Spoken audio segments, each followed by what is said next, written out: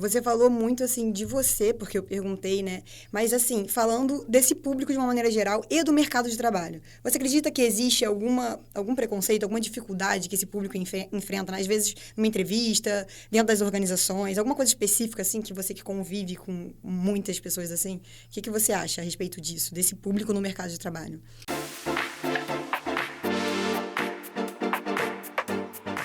Olá, pessoal. Eu me chamo Mariana Navega e hoje a gente abre o primeiro episódio do nosso podcast com o tema Diversidade de Gênero, Trajetória contra o Preconceito e o Mercado de Trabalho. E para tratar desse assunto, eu trouxe aqui o Diego Rivas, que é professor. Eu vou ler aqui um pouquinho sobre ele. Ele é formado em História, em Serviço Social, mestre em Serviço Social, especialista em Gênero, Sexualidade e Direitos Humanos, especialista em atendimento a crianças e adolescentes vítimas de violência doméstica, atua no Centro de Referência Especializado de Assistência Social, pesquisador e coordenador de curso e muito mais. Se vocês quiserem saber mais sobre o Diego, vou falar para vocês seguirem ele, porque o latte dele era enorme e eu não coloquei tudo aqui, foi só um resumo mesmo. Diego, muito obrigada por ter aceitado esse convite. Te acho incrível. Já falo que eu sou sua fã. E eu tô com uma cola aqui, gente, das perguntas que eu vou fazer para ele. E eu acho que seria legal a gente começar, para você, como especialista nesse assunto, conceituar um pouco pra gente dessas letrinhas LGBTQIAP+, que eu acho que é interessante, a diferença de cisgênero, transgênero. Eu acho que ficaria legal. Você pode conceituar pra gente? Claro.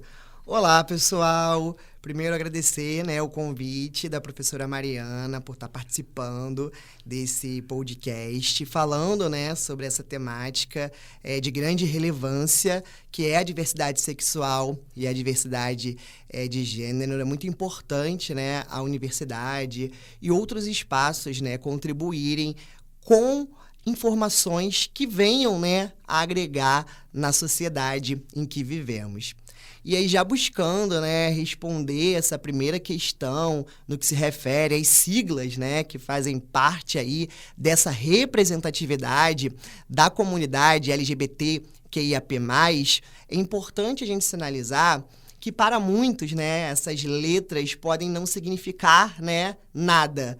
Ou, parecer como algo, que não faz sentido.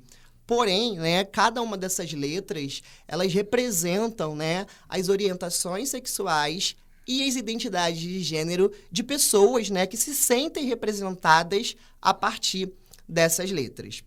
Então, só reiterando, essas letras, elas envolvem orientações sexuais e identidade de gênero.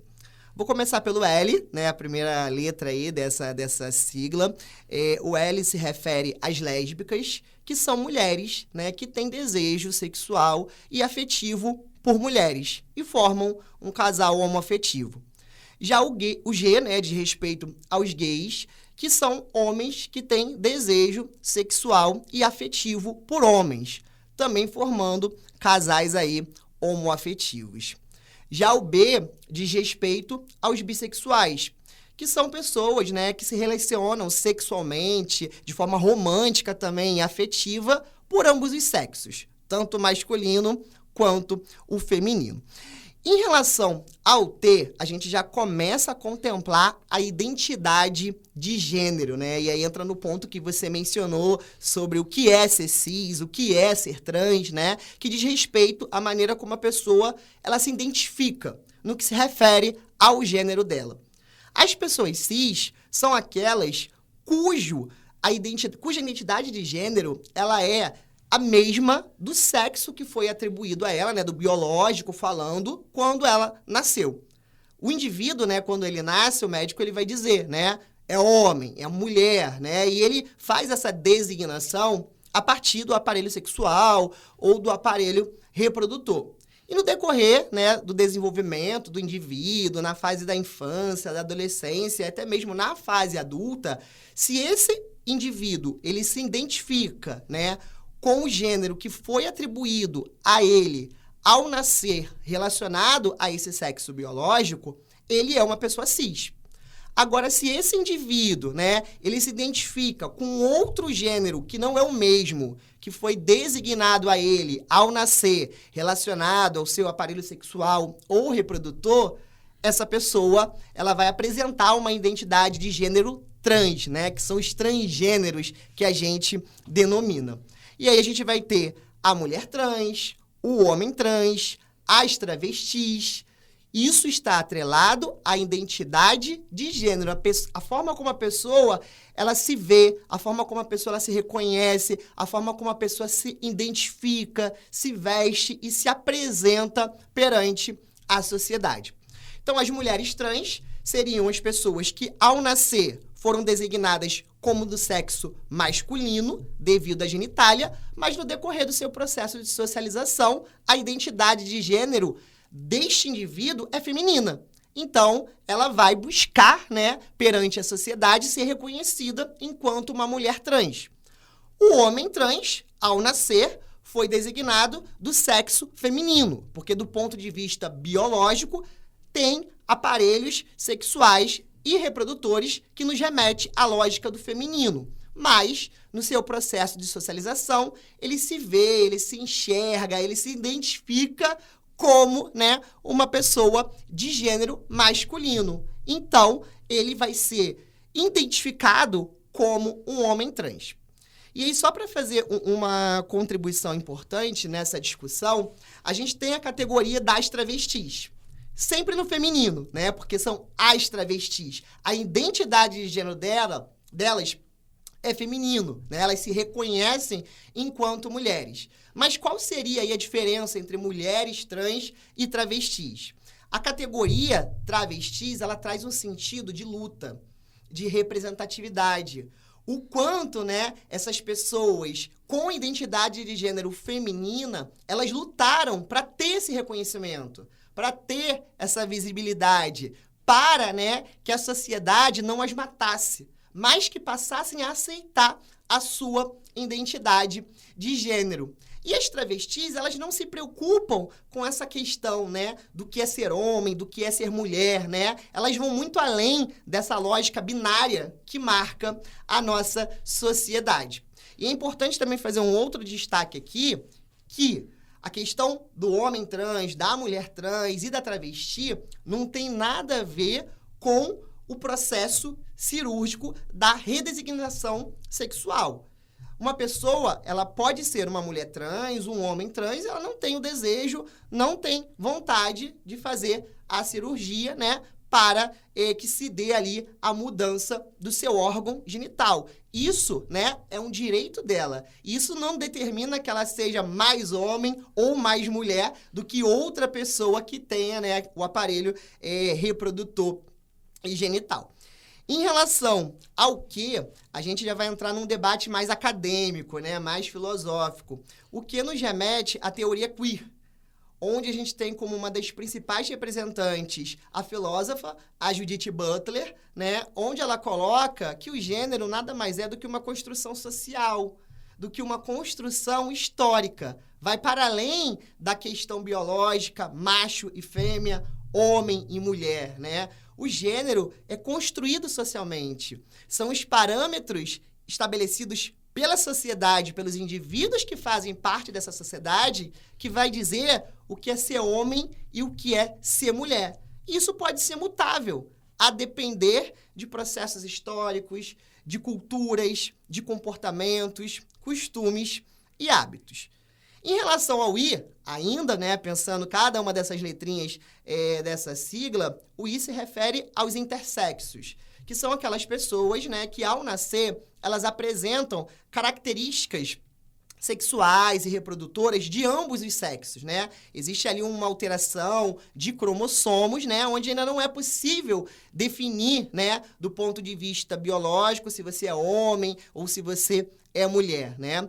Durante muito tempo, isso acabava fazendo, né, com que o médico fosse forçado a determinar isso logo com o nascimento. Isso provocou várias questões, né? Muitas pessoas sofreram com procedimentos cirúrgicos para ter que definir isso logo no nascimento, né? E a gente vem aí avançando, né? Tanto do ponto de vista biológico, tanto do ponto de vista, né, da compreensão social para entender essa categoria dos intersexos. Em relação ao A, é uma letra, né, recente aí adicionada a essa sigla que diz respeito, né, aos assexuais ou aromânticos, né? Diz respeito à orientação sexual. são pessoas, né, que possuem baixa ou até mesmo nenhum desejo sexual, afetivo, romântico, né? Não gosta de se relacionar do ponto de vista afetivo, não tem desejo sexual. E dentro dessa letrinha A, dessa categoria, a gente vai ter várias dissidências, né? Desde um desejo inexistente até um baixo desejo, ou um desejo que precisa ser ali estimulado pelo afeto, pelo contato, né? Como os demissexuais, por exemplo, né? Que só realizam, né, a prática sexual quando tem ali, né, um carinho, um afeto, né, pela pessoa quando desenvolve isso. Em relação ao P, também está relacionado às orientações sexuais, né? O P são pessoas que se relacionam com pessoas. Não importa, né? Se é gay, se é lésbica, se é hétero, né? Se é mulher trans, se é homem trans, se é travesti. Ele gosta de pessoas, né? Independente de orientação sexual ou independente de gênero. E aí, o mais, ele serve justamente para contemplar outras orientações sexuais, outras identidades de gênero que possam vir, né, a serem descobertas, né? Uma forma aí da gente ter também de incorporar outras pessoas que não se enquadrem aqui nessas letras, né? Para muitos, essa sopa de letrinhas aqui pode significar, né, um assunto desnecessário de se falar, de se abordar, mas é importante a gente entender que alguns indivíduos, eles só se sentem reconhecidos na sociedade em que eles vivem a partir do momento que eles são representados por essas letras, né? Que é aí que a gente pode pensar em políticas públicas voltadas para essa população. Então, essa representatividade, ela é muito importante, ela é muito necessária aí, né, nesse debate sobre diversidade sexual e de gênero. Eu também acho que é um debate muito importante, a gente precisa ainda falar muito sobre isso, inclusive essa é a próxima pergunta, porque quando eu te fiz essa pergunta, você mencionou luta.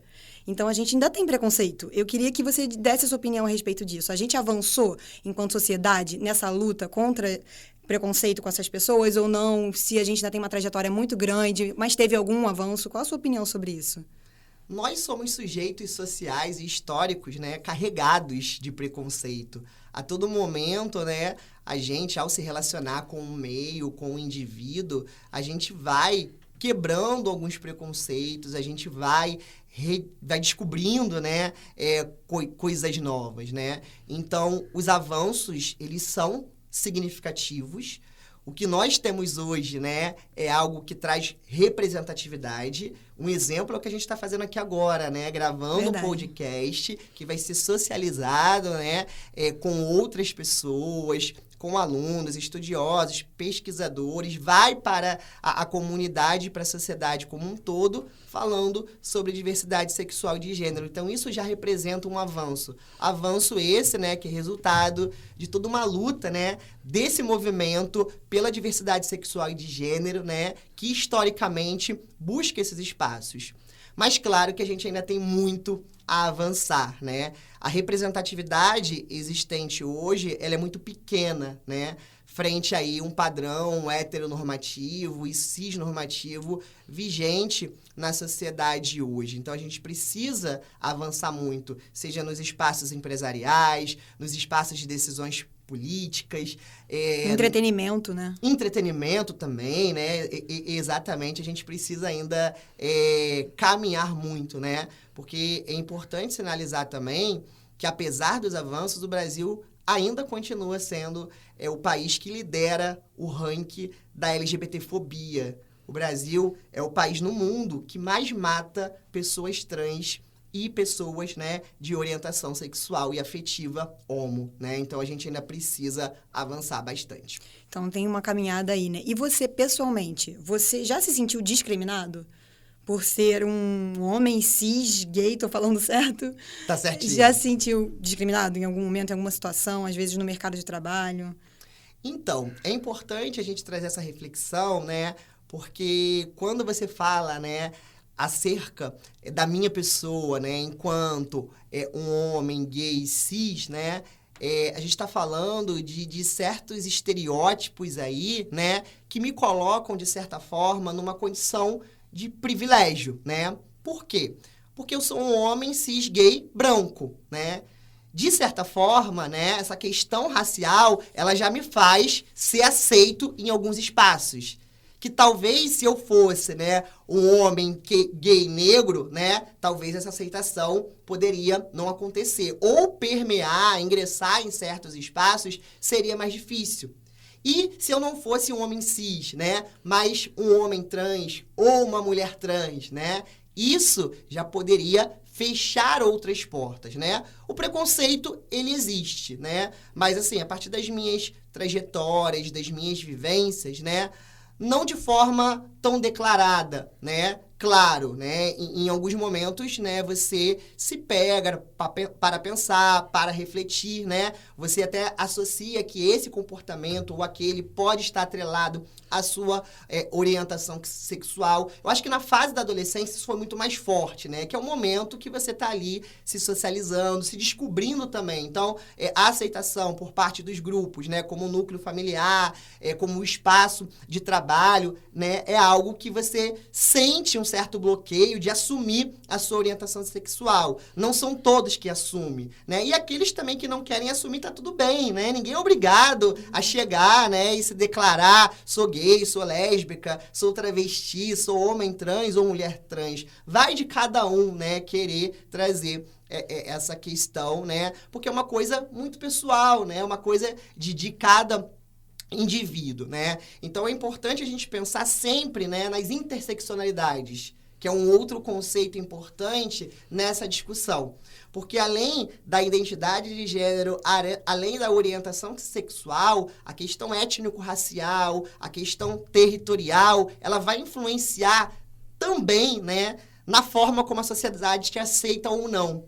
Eu costumo dizer que a gente traz com a gente marcadores, né, na nossa pele, no nosso corpo, né? E dependendo desses marcadores, a gente é mais aceito, meio aceito ou não aceito. Eu tenho certeza, né, que se eu fosse uma mulher trans, negra, moradora de favela, esses preconceitos, eles seriam muito mais fortes. Por eu ser, né, um homem cis, branco, né? Isso já me coloca, de certa forma, como, né, privilegiado. Não que eu não sofra esse preconceito por conta da minha orientação sexual. Eu sofro, mas numa intensidade menor, caso eu carregasse esses outros marcadores aí nas minhas trajetórias, nas minhas vivências, né, no meu físico, né, na minha pele, por exemplo.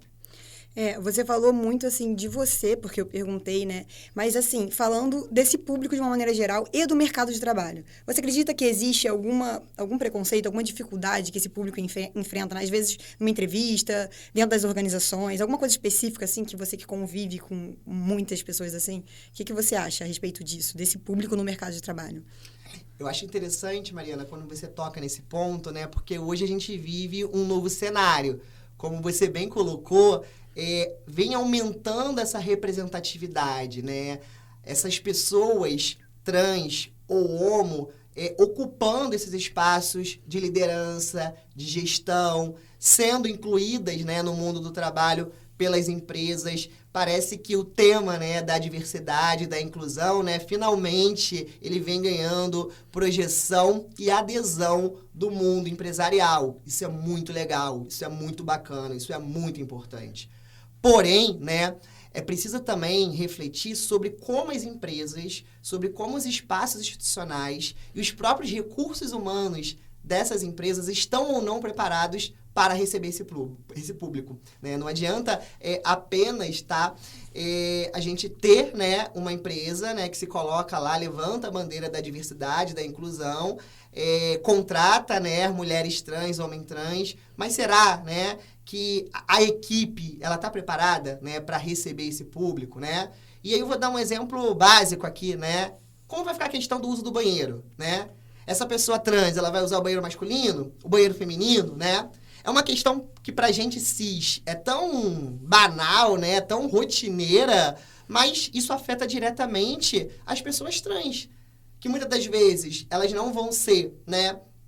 Elas não vão se enquadrar dentro dessa lógica masculino e feminino. Pra gente que é algo muito corriqueiro usar um banheiro, né, no espaço de trabalho, para essa pessoa trans não vai ser tão tranquilo assim, né? Então, é importante a gente refletir sobre isso. Por isso que a minha defesa, né, é que antes das empresas, né, incluírem essas pessoas dentro do seu quadro de recursos humanos, que é muito importante, mas é que essas empresas também possam se preparar e preparar os seus recursos humanos para receber esse público, né? Por isso que a formação continuada, a educação permanente, né? Cursos de qualificação que venham, né, fazer com que essas pessoas possam se familiarizar com o tema da diversidade e da inclusão são muito importantes, né, no sentido de que os próprios funcionários possam, né, ter elementos para acolher esse público, né, ao invés dessas pessoas, né, serem vítimas de preconceito por conta da orientação sexual ou da identidade de gênero no seu próprio espaço de trabalho. Você já acabou respondendo a minha próxima pergunta, que era para falar, discutir, refletir sobre essa questão mesmo, né, da gestão da diversidade no meio organizacional, que hoje está muito em pauta e que é muito bom, a gente evoluiu nesse sentido, mas que muitas organizações querem fazer, mas não sabem fazer. E aí você acabou falando, tem muita coisa que a gente tem que pensar. E fazer, não adianta falar que você é uma empresa inclusiva, é bom que você tenha atitude que de fato vai acolher esse público quando ela chegar, né, na empresa para trabalhar. E aí você já acabou respondendo, eu ia te perguntar isso, essa gestão, as principais diretrizes, você falou de capacitação, e eu acho que é muito por aí mesmo, já adiantou aqui a próxima pergunta. E eu fui falar com os professores antes de vir para cá, e eles foram fazendo perguntas, e eu fui montando a pauta dessa conversa, e eles estavam falando, uma das perguntas que surgiu foi, a que você atribui esse aumento? Porque até o pessoal estava falando ali embaixo, antigamente você vinha trabalhar e você não encontrava tantas pessoas assim. Hoje, como você falou, tem cargos de liderança, o que é ótimo. Mas, assim, a gente percebe um aumento de pessoas no nosso dia a dia, no mercado de trabalho. Você atribui esse aumento a alguma coisa que virou a chave? Né? A que você atribui esse aumento, assim, sua opinião, né? Então, acho que esse aumento são diversos fatores, né, determinantes que podem explicar isso, né? Eu acho que com o avanço da sociedade em diversos espaços, com também a representatividade sendo cobrada, né, por pessoas que fazem parte desse movimento LGBT+, isso provoca, né, uma necessidade das empresas, né, atenderem a esse público, né? No sentido de mostrar que, de fato, né, você é uma empresa cidadã, né, é compromissada com a causa social, né? Hoje, por uma empresa ela ser reconhecida, né, pelo mercado publicitário, pelo mercado consumidor, né, ela precisa ter ali, dentro da sua missão, visão e valores, né, esse compromisso com a dignidade humana, com os direitos humanos, né? Quando a gente fala nesses direitos humanos, a gente está falando nos direitos de todos nós humanos, né? Independente de orientação sexual, de pertença étnico-racial, de identidade de gênero. Então, uma empresa que não traz esse olhar, ela ficou estacionada perante, né, essa nova lógica que a sociedade traz, né, do respeito as diferenças e de promover oportunidades, né, àqueles que são diferentes, né, como uma forma aí de romper com esse padrão cisnormativo, heteronormativo, né? A gente sabe que a gente avançou, mas a gente ainda precisa avançar muito, porque quando a gente olha a população trans, principalmente as mulheres trans, elas acabam precisando, né, sobreviver por meio do trabalho sexual, porque elas não são aceitas por esse mercado do trabalho. Não foram aceitas historicamente, a gente sabe que as aberturas estão acontecendo, mas ainda não na proporção, né, que a gente espera, que a gente gostaria, né? Muitas das vezes, essas pessoas trans, elas são rejeitadas, né, pelo núcleo familiar, elas são rejeitadas pelo espaço educacional, elas não conseguem se formar, e a gente sabe, né, que a escolarização ela está relacionada diretamente com as oportunidades junto ao mundo do trabalho, e elas acabam também não conseguindo se inserir nesse mundo do trabalho por conta da ausência da escolarização. Então, né, o que acaba restando, né, para essas mulheres trans, travestis, muitas das vezes, né, o trabalho, né, sexual valorativo, né, por meio do recebimento de um valor, de uma quantia. E uma outra curiosidade no que diz respeito ao mercado de trabalho e a questão transgênero é que o outro espaço onde muitas dessas mulheres trans acabam sendo contratadas para atuar, para trabalhar, é junto a postos de telemarketing. Porque essas pessoas não estão expostas ao público, né? E sim do outro lado, né, da linha telefônica falando com o cliente, né? Isso mostra ainda um preconceito. Como, né, ainda a nossa sociedade ela é preconceituosa. Houve avanços, mas não avanços, né, que ainda são significativos para romper barreiras, para construir novos paradigmas, né? Então, acho que mais do que ser uma modinha, né? Mais do que essa ideia do politicamente correto, né? As empresas, de fato, né? Assumirem esse compromisso com a diversidade, com a inclusão, se prepararem para receber esse público, preparar os seus recursos humanos para receber esse público também. Tem algumas pessoas que elas acabam falando que cultura altera o comportamento das pessoas. Por exemplo, eu tô aqui no Brasil, as pessoas brasileiras geralmente, né, elas se comportam bem parecido, gostam das mesmas comidas, gostam da mesma música. Aí você vai para um outro país, já é diferente, ou seja, a cultura influencia como você se comporta. E algumas pessoas, elas falam assim, mas essa mudança de cultura, essa coisa dessa divulgação das mídias sociais pode ter uma correlação com o aumento dessas pessoas que se identificam com gêneros distintos. E o que você diria para essas pessoas? É interessante, né, esse ponto que você traz, né, onde a gente tenta sempre querer rotular, né, a partir de padrões, né, de costumes, de normas sociais que são estabelecidas, né. Claro que pelo fato de nós sermos brasileiros, a gente vai carregar características comuns, né, a nossa brasilidade. Mas isso não anula, né, a identidade cultural, subjetiva de cada indivíduo, né? Então, não é porque nós temos hoje mais pessoas assumindo a sua identidade de gênero trans ou a sua orientação sexual e homoafetivo homo, né? Que isso, né, faz com que outras pessoas, né, venham a aderir a isso como se fosse uma modinha, né, como se fosse algo que virou, né, cultural, cotidiano, né? Não, a gente está falando de comportamentos, de desejos, né, da forma como a pessoa se vê e se reconhece na sociedade.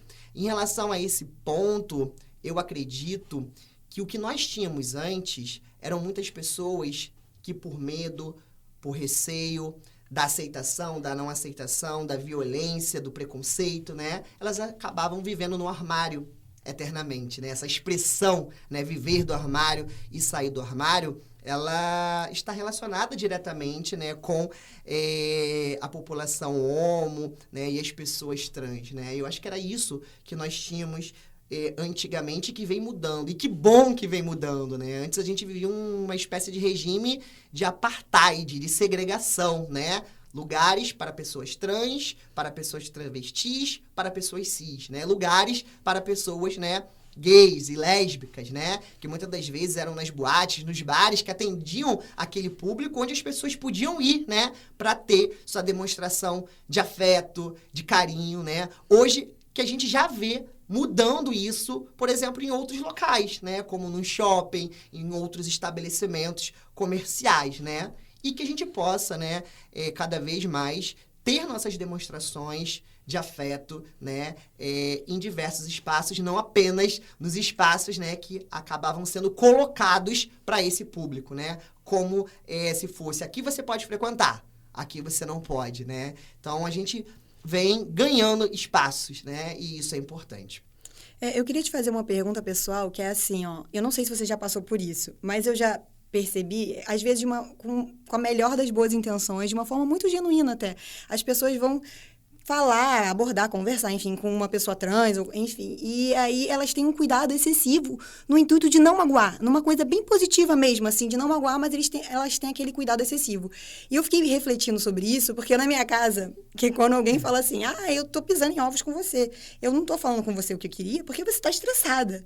Aquilo me incomodava tanto, eu falo, caramba, ele não tá sendo sincero, porque eu tô estressada, me incomodava, sabe? Tipo assim, se é café com leite, eu não vou falar o que eu quero com você. E eu fiquei refletindo sobre isso. Será que isso incomoda? E assim, eu acho que é num sentido muito positivo e genuíno, de, cara, eu tô tomando cuidado porque eu não quero magoar. Só que será que isso pode te incomodar? Eu não sei, assim, qual a sua opinião? Isso te incomodaria? Ou você acha que isso pode incomodar alguém ou não? Que bom que você também tocou nesse ponto, né? Como eu disse anteriormente, a gente vive, né, hoje uma sociedade que também é pressionada para adotar o politicamente correto. E essa pressão, né, esse medo de como a pessoa vai reagir ou o que isso pode, né, ocasionar, faz com que muitas pessoas acabem, né, tendo esse comportamento de um excesso de cuidado, né? Às vezes para não machucar os outros, mas às vezes também para não ser machucado. Porque a gente vive numa sociedade que ela tá aí para julgar. Ela vai julgar o seu discurso, ela vai julgar o seu comportamento, né? A gente vive a era digital. Demais, eu acho que isso está um pouco até excessivo, né? As pessoas estão realmente nessa coisa de julgamentos, de cancelamentos. A gente está nessa era, né, do cancelamento. Assumiram, né, um posicionamento de serem os juízes, né, dos valores, da moral, da ética, né?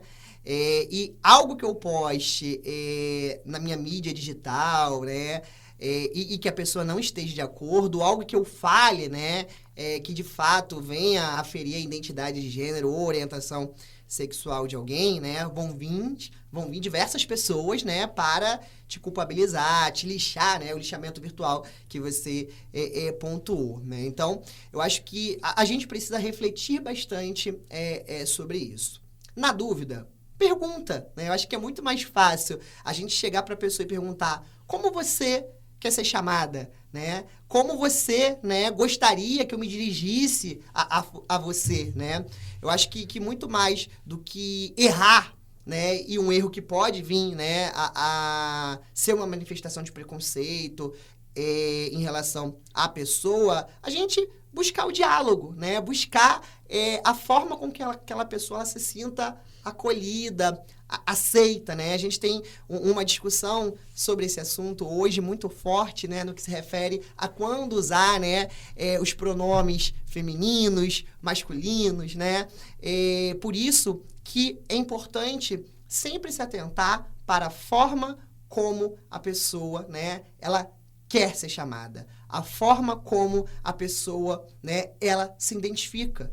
E se em algum momento a gente errar, é normal. Nós somos seres humanos em processo, né, de amadurecimento, de evolução constante, né? Se errar, é reconhecer o erro, né, buscar remediar, né, melhorar, né, se desculpar, né, exatamente, caso esse erro tenha afetado alguém, né, e buscar construir, né, uma nova história. Eu vou errar, você vai errar, todos vão errar, né, no que se refere a esse debate sobre gênero, sexualidade, né, mas o importante é que a gente, a partir desse erro, a gente possa, né, buscar melhorar o nosso dia a dia, o nosso comportamento, a maneira, né, de tratar o outro, né? Não, errar em tudo, gente, assim, as pessoas que eu mais amo, eu erro, meu filho, minha mãe fala, ai, meu Deus, você fez isso, eu não gostei, é isso que você está falando, a gente tem que buscar sempre evoluir, porque a gente está suscetível a erro, mas o legal é essa visão, ou então essa postura de falar, não, mas eu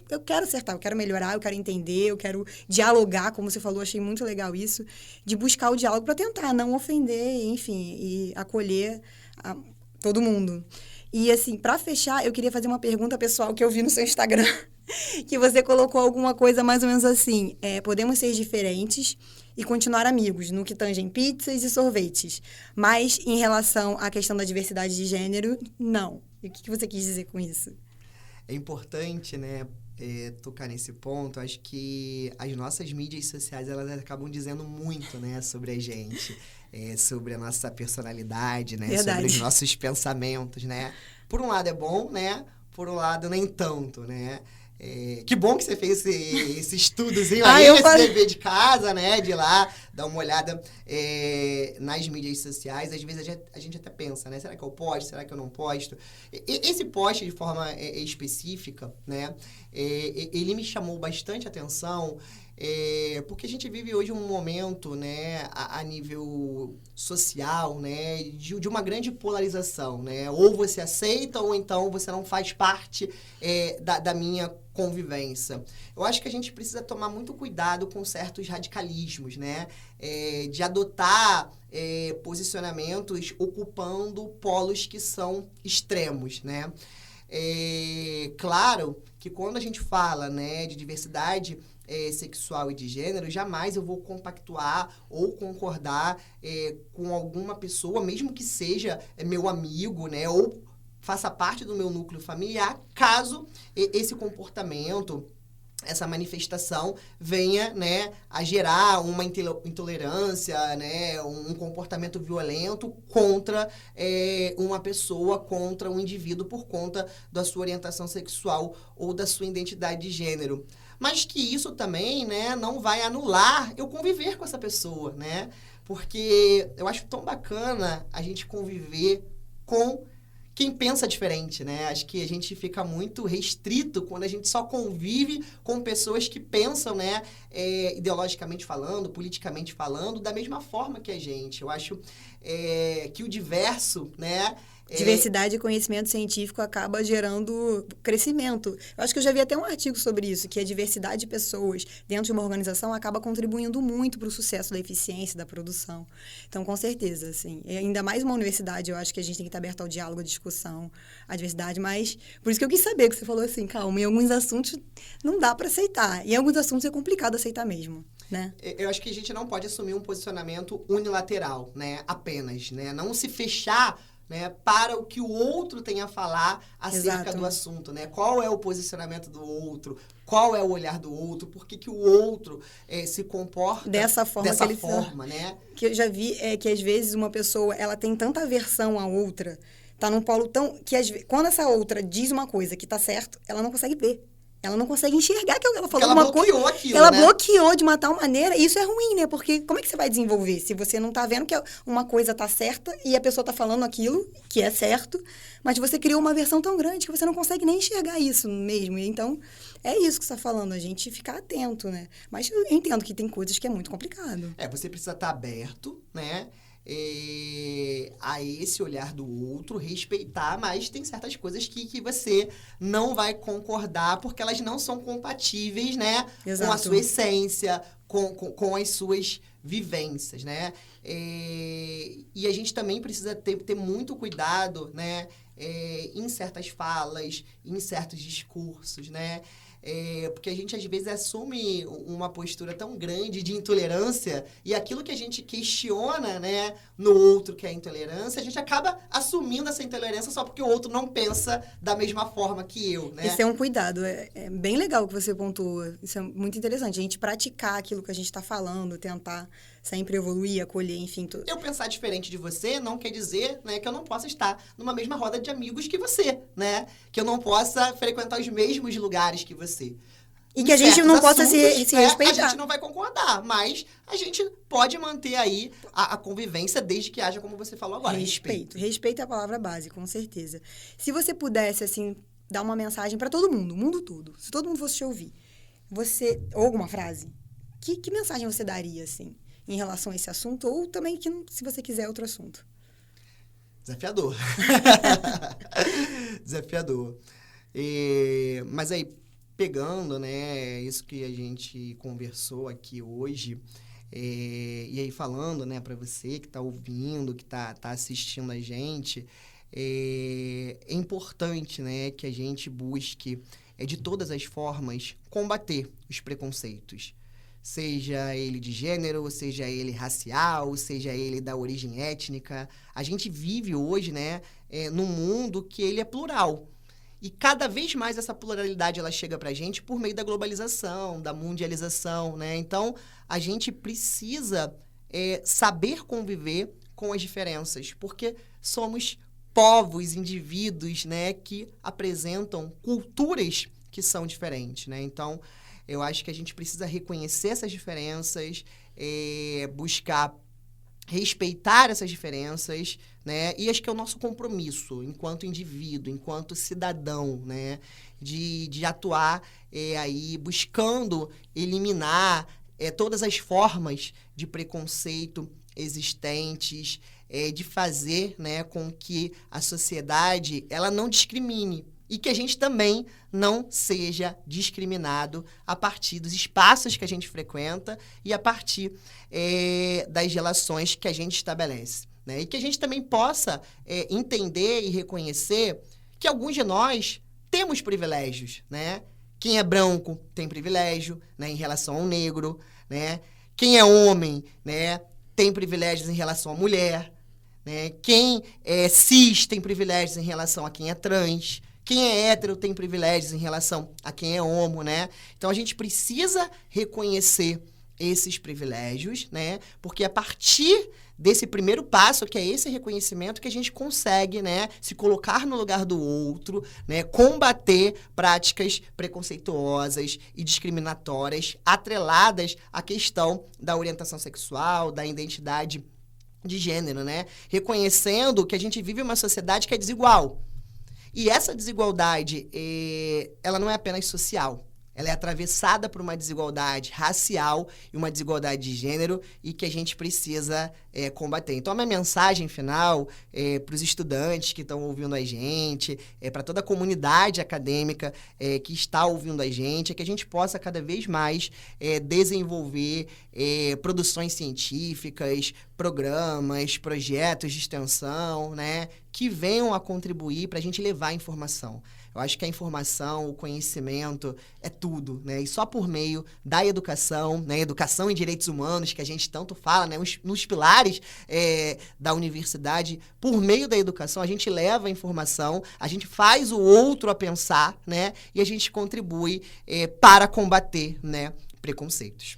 É isso. Com essa mensagem, a gente, então, chega ao fim desse primeiro episódio. Vai lá no Instagram do Diego, segue ele, comenta, diz o que você achou, vai no meu também, comenta também. Diz também o que você quer ver aqui nos próximos episódios, quem você quer ver aqui.